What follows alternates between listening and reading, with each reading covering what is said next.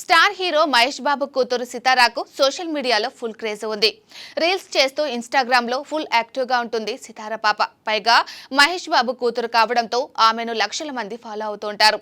ఈ క్రేజ్ వల్లనే సితారాకు చిన్న ఏజ్ లోనే అడ్వర్టైజ్మెంట్ లో అవకాశం వచ్చింది.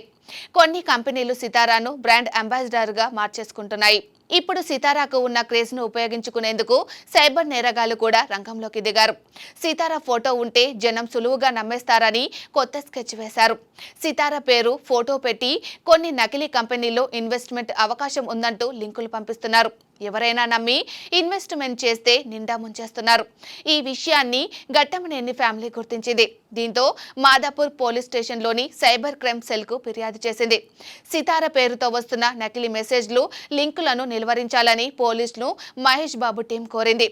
సితార పేరుతో ఎవరైనా నకిలీ లింకులు పంపిస్తే ఓపెన్ చేయవద్దని, ఎట్టి పరిస్థితుల్లో డబ్బులు పంపించి మోసపోవద్దని ప్రజలను కోరుతున్నారు. సితార విషయంలోనే కాదు, ఇంకా చాలా మంది సెలబ్రిటీల ఫోటోలను ఉపయోగించి సైబర్ నేరగాళ్లు రకరకాల మోసాలకి పాల్పడుతుంటారు.